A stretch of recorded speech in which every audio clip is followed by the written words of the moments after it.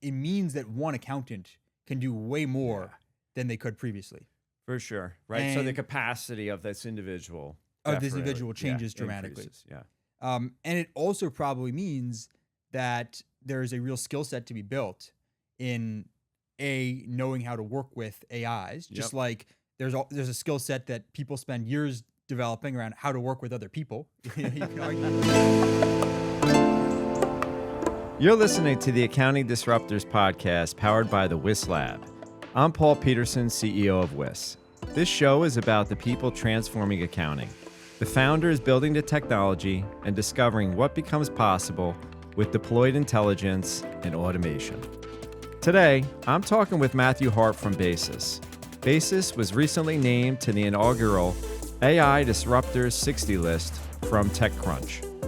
We're digging into the vision for Basis and how it aims to influence and impact the way work gets done in the accounting industry. I'm so excited to be here today with you, Matt. Just to introduce you, I have Matt Harpe here, the founder of Basis.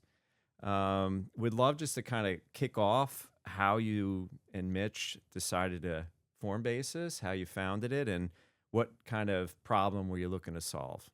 Yeah, well, first, thank you, Paul, for having us here and for the partnership with Wiss. We definitely appreciate it, and it's great to be chatting here.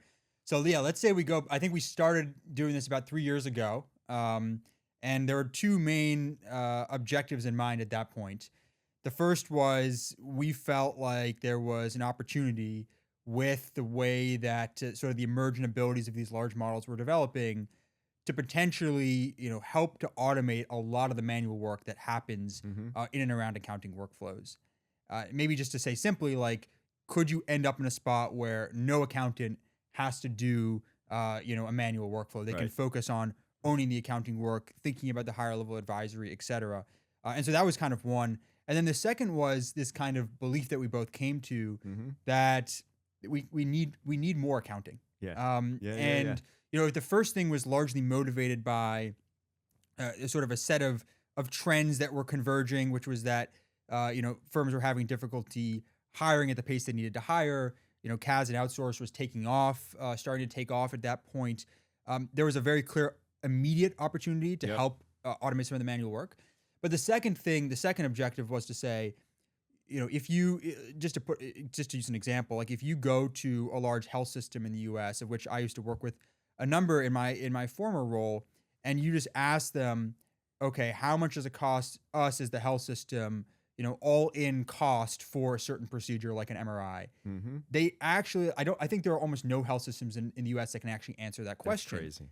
And that's ridiculous, right? Because if you are one of these organizations and you're making decisions, having that information would be hugely helpful in thinking through the types of things that you're doing. And in our view, the reason why that's not possible in large part to have that type of that type of information is because we simply do not have enough humans to do all the accounting work that would be required to achieve something like that.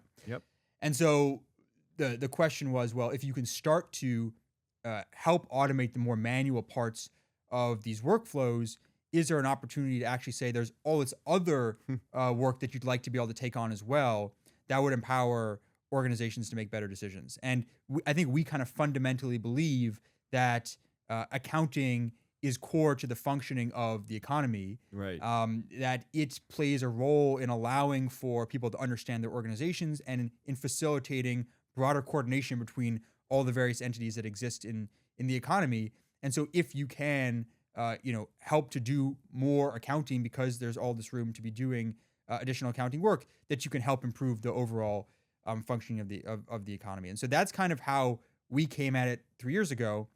I have no background in accounting. My background was more on the machine learning side and was working in a healthcare context, and so had experienced accounting challenges through that lens, working with corporate accounting teams in that context. Mitch had a background in accounting technology and was working with a number of accounting firms at the time, and so had a sense of some of the more day-to-day challenges that firms were experiencing and where there might be some interesting opportunities. And so we just started at that point. We said, look, this is quite interesting, and we think there's an opportunity to build something really impactful. Yep. And we've been fortunate over the course of the last 3 years to build out an amazing team that is better than we are in most every way, and to work with great firms like Wiss. No, I appreciate that, and we have had a partnership now. We've been working pretty closely now for over 2 years, right? And how have you seen your thesis, let's say, evolve as a result of the ways in which we've been working so closely together? Yeah, it's a good question. I mean, we've definitely learned a lot. In some sense, look, some things have stayed the same from a thesis perspective. Yeah. Like, we have the dual missions of the company to help automate manual work, to help improve the economic decision making of organizations on the back of more accounting. Those things I think have been somewhat steadfast, but we've learned a lot in terms of how do you actually make AI practical and useful for folks. I think one of the big learnings has been just giving people, giving accountants the room to essentially see through the vision they have for what they want to accomplish. Right, And I think there are different ways to build really great AI experiences.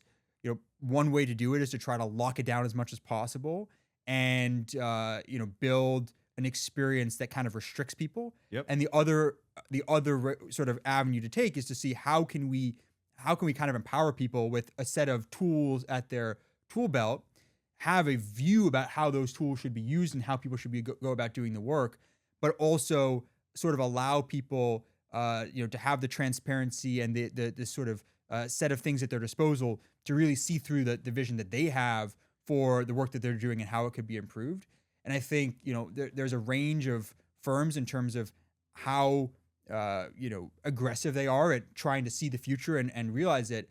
I think Wiss is at the very far extreme of that spectrum, and making sure that as we're working closely with the team at Wiss, that we're giving folks the ability to really experiment and push the envelope has been something that I think has really been fruitful as part of that part of that partnership, and I think maybe has evolved our thinking over time in terms of the extent to which we should make that possible on the platform. No, and I appreciate that. I think the organic nature, I think that we that you took, right, and that we've kind of adopted, has allowed for so much more, I think, advancement, and we're seeing it. I mean, we see it live, right? So that it's allowing our accountants to do more of the things that you want your accountants to be doing, yes. Right? Which, and that's you could see how this is going to kind of translate over time, is that we're going to be providing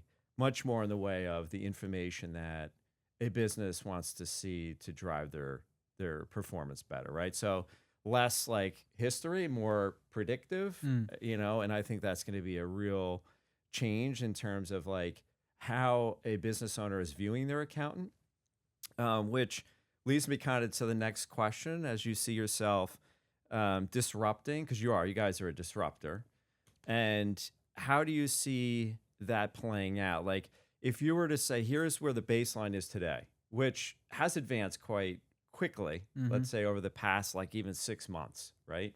In terms of the abilities for you guys to even be more impactful.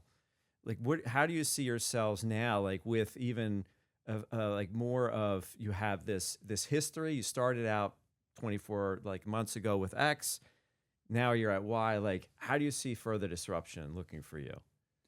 Yeah, I mean, in some sense, like the bar we want to hold for ourselves goes back to the dual mission. Is firstly, can we get to a place where no accountant in the firm has to do the manual rote work that goes on? Yep. And it ties a little bit into this concept we have of the firm of the future.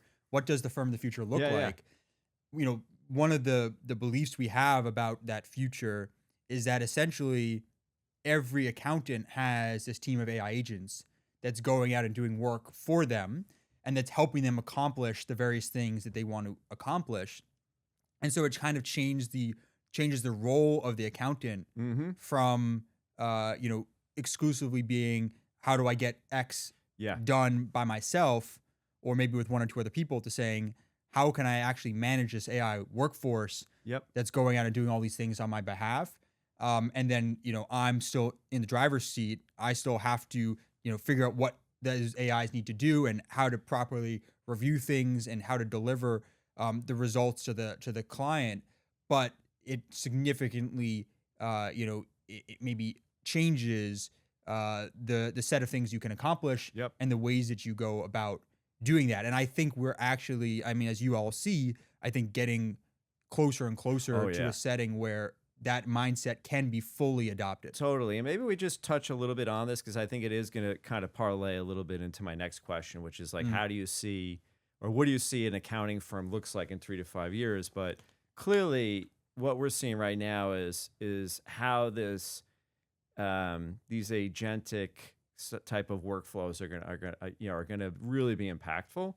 But maybe you could just spend, before we get to the firm of the future, just a little bit like educating on what does this mean, like working with agents, right? Because I think it sounds great, but like in practical terms, if there's people that are still trying to gain an understanding of, how is AI going to impact me in terms of my day to day, and is it going to replace me, and what is that role of an accountant look like? So it's, yes, what does the firm look like, but what does the role of an accountant look like as well as this evolves over the next few years? Yeah, it's a great question. So yeah, on the topic of agents, just in terms of how to think about that. Yeah. As a company, actually, when we started 3 years ago, had a premise that the main thing we wanted to focus on building were these agentic systems, building agents. And why did we think that was important at the time? The viewpoint then was, if you actually want to get the benefits, the supposed benefits of AI, at least as we've kind of articulated it, you need AI that can actually do things and can work through complex problems. And so when we think about agents, we really just think about an AI that has the agency to decide what it's going to do. And so I think that so much of the focus over the last couple years has been on the chat experience. The idea that you can chat with a computer is absolutely fantastic. The idea that you can talk to a computer is magical and extremely useful in many ways. But that alone doesn't get you to the point where you can actually get the supposed benefits of AI in terms of making things automated, in terms of making things more efficient. And so, in our view, having agents that can actually take on work has always been the fundamental thing you need to work on. Now, let's say that is the thing that you're working towards, and that's the thing that you want to empower every accountant with. How does that change the role of the accountant? I think it does, it means that one accountant can do way more than they could previously. For sure, right? And so the capacity of this individual changes dramatically. Increases, and it also probably means that there is a real skill set to be built in knowing how to work with AIs. Just like there's a skill set that people spend years developing around how to work with other people. You can argue like I never thought of it start that with way. Kindergarten. And, it's so true. I've really never have thought about it that way. And then you want to become a manager, or you want to lead a team, and that's again about learning how to work with people. And so maybe we think that there's a similar skill set to be built around how to work with the AI, how to work with the agents, and how to get really good at managing those agents. And so I think there will be huge, career development for folks who really take that head on and embrace that, and figure out, how to get really good at that skill. And I think everyone is still in the early phases of being good at that. But I think in the coming years, it'll just be hugely, hugely important. Yeah. So how does a firm embrace that, right? Like when you think about it, how do you start training them now so that they do become more comfortable with the tools that are going to be more readily available in shaping, I think, an accountant to be successful later? Like any tips there? Yeah.